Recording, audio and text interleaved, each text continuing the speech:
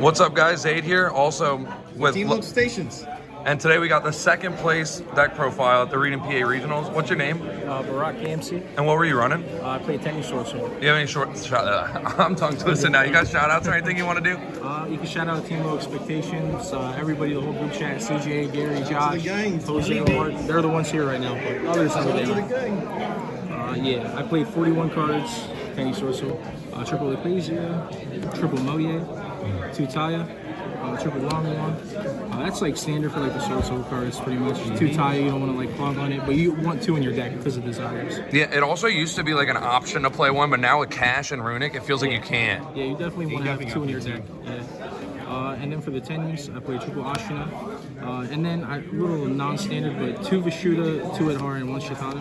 I cut down on Vishuddha because of Arise Heart's popularity in the format. And it's like, you're never really linking them off going into the cash board.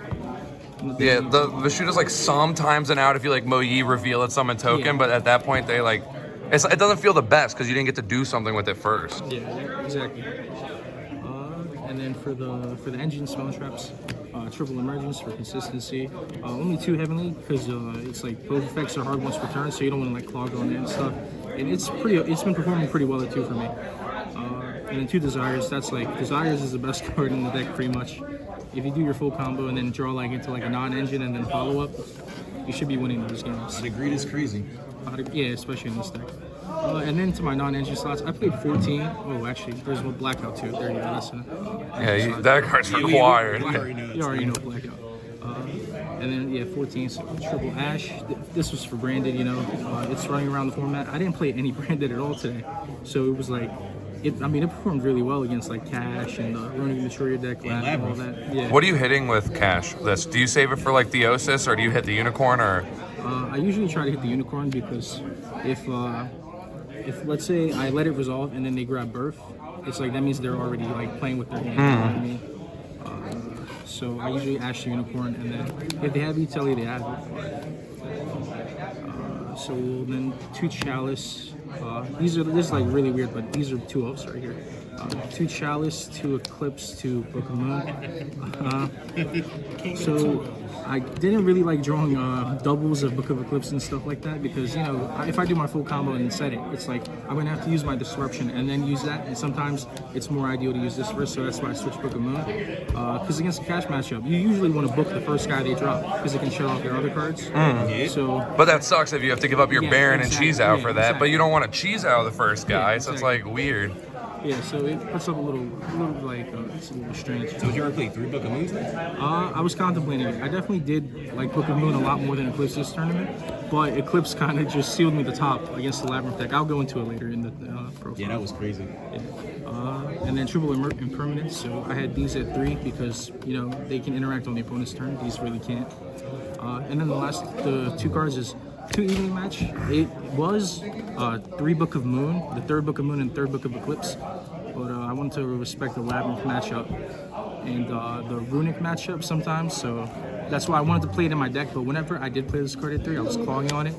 So I just wanted to eliminate the clogging, played it at 2. I kind of like that too, because like you took it out for the books, or took the books out for that. And I feel like a lot of the times, if you like evenly against the cash matchup, you would much rather the second card be one of the books than have 2 books or 2 evenly, because then they keep the XYZ, you just book it and you're lit. And then I just started doing combo. I actually like that a lot. That's pretty cool. How did the Chalice perform? That feels unorthodox.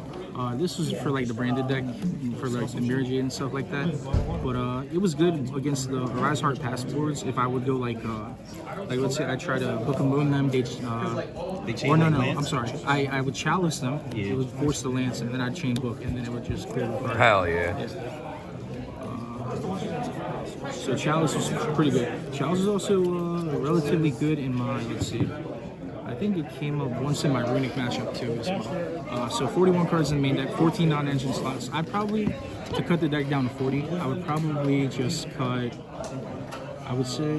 probably cut Eclipse completely and then put in a 3rd Book of Moon and 3rd evenly. Extra deck, standard stuff, 2 Shishao, 1 Sinister, 1 Supreme, and then the Baron to go with the low 10s. That's like, I actually didn't make Sinister all day. I was always respecting Nibiru and Lava Bone, so my standard end board would be like Shishao with Black Outpass. And then You weren't even going into the Baron? Not normally. I would usually go for like when I'm going for game and stuff like that. But if they're main decking Kaijus, they got it at that point. Did you ever miss the third Shizao in the Kashtira matchup? Like, you ever make one going first and they rip the other one and you're just like, oh, damn. No, so usually there's another card in my extra deck that I'm going to get down into. Oh. They usually prioritize ripping that out of it.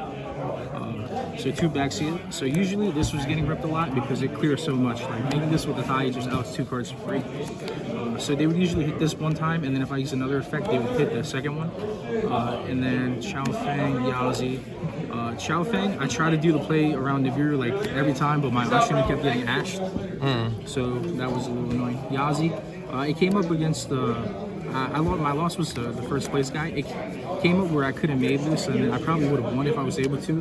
But he had the Ash for my Ecclesia, so I wasn't able to get into him. With this level 9 dude, have you ever done the line against Branded where you make this with Baron and then pop it to search the Ash? Yeah.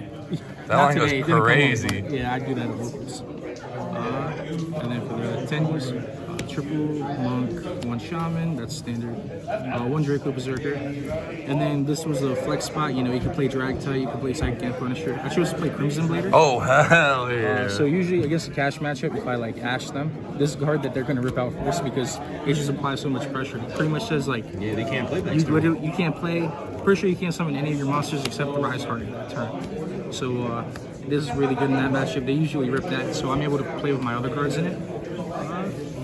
Crimson Blader, I was only able to resolve 1 time, but it only came up 1 time, so I guess it ended up getting me there.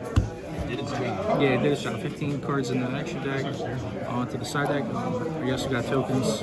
Nibiru. I didn't play Nibiru in my deck list, but I mean, I wasn't doing like the what's his face, the other guy putting your face up. So but yeah, I just there if they nibbed me. You just like the token. And then shout out Pete. His token was definitely coming in clutch today. Whenever my Moe would resolve, people would see Pete's face. Feel center. And then instead of Nibiru, I played triple Kurakara. How did you feel about that card? This card won me 2 of my Kashtira matchups. So one guy, he did the full combo. He locked all 5 of my spell trap zones. And then I was able to like bait him into using literally every monster he had. So I just went, okay, special, tribute your old board. And then I made Baron and I killed him that turn. And then the other time, my opponent just ended on Shangri-La and then Standby Drip brought out Fenrir. I forced both of them. Again, dropped him, made Baron, killed him. So it won me 2 matches like that. It was performed really well. I played against like 5 Kashtiras. It definitely came in a lot. I just didn't see it the other 3 matches. And then my side deck, I respected Branded a lot. I just didn't play any, but I sided 2 Magnuma, 1 Jerusalem. This is for the Explosion lock. It outs the Gimmick Puppet. When it's in graveyard, you banish it and it does come out. I also side deck 2 Ghost Spell. This wasn't only for Branded. This definitely came in against my Labyrinth in my Nishoria Runic matchup, and it performed very well in all those matchups. It all like pretty much. I belled Big Welcome like. I belled Big Welcome about like 4 times. Yeah. That's one huge pro this has over the Bestials. It overlaps into a lot of the like more control matchups. Yeah, exactly. I actually played against Mathmech today, so these cards all came in. I just didn't see them, but in theory they were good in that matchup. Didn't need them, still beat them. Yeah. Let's see. And then this is more respect for the Nishoria Runic / Labyrinth matchups. Cosmic, I put it in against the Nishoria, I didn't see it. I put it in against the dude who won the regional, but it wasn't enough, I'm not gonna lie. Because it was like, I went first and I said it, so I thought maybe I could hit Birth, and I could cut off his follow-up if I like out his special summon guy. And then I also played 2 Dark Hole. This is for Branded and for the Cash matchup. I put it in against Cash, I just didn't see it, but if I played Branded, these were gonna go into, because it outs, like, if they're still playing Rose Disciple, it outs it. And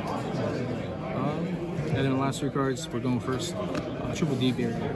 Because usually if my deck goes first, it should be winning if I play it right, usually. So I didn't really need too many like going first spots in my side deck. Barrier is just good against, it's like auto win against Branded, the Mirror, Kashtira.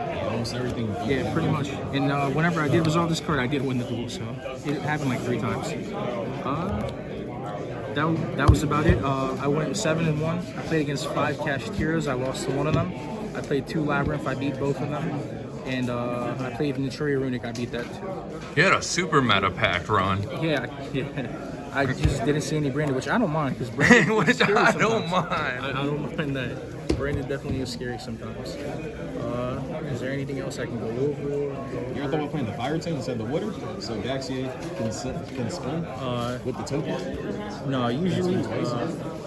No, Shatana is so much better because there are a lot of lines where sometimes you can't beat a guy by battle, but you're like gonna go back to pop the monk and then revive it and then pop the card that you couldn't beat by battle, so it comes up a lot like that. Also, like I said, I would probably change those for the 3rd Book of Moon and 3rd Evenly. Probably gonna do that for the 4th. Would you not put those in the side or anything? They're just completely out. Over to the side deck, and I think in the side deck I would cut Dark Horse. I feel like not too many are playing Goliath right now, but the fact that some people still do makes that card feel mid. Yeah. And if they're not playing Goliath, a lot of the times if they decide to lock zones, I feel like they're hitting Spell Trap. Yeah. Plus, your deck's not, it's like kind of known it can't play Niv because it turns off all the 10Es, so it like incentivizes me to do the locking combo. Yeah, exactly. I would say I maybe would want to have Nib though, because this card was really good, but it's literally, I only have 3 copies of it, so maybe put in more Nib so we can pair well with it, I guess. If you did, would you play like the Light Charmer? Definitely, yeah. Yeah, if this card would be changed to the Light Charmer if I played Nib. Well, you have anything else you want to say? Got my shout outs out the way. I guess shout out to Gardens too, and Waffles and Enthusiasm. The 2 locals I've been at, Waffles, that's our friend Martin's store, and he's trying to he's trying to improve for his business so people like go, show up, stuff like that. Hell yeah. Shout out Martin. Yeah. My man. And then shout out to Gardens. We've been going there, and it's the best, like most competitive local in Philly at the moment. It helps us get better. I think I got 2nd place regional winner there. Yeah. All right, thank you. Yep, thank you.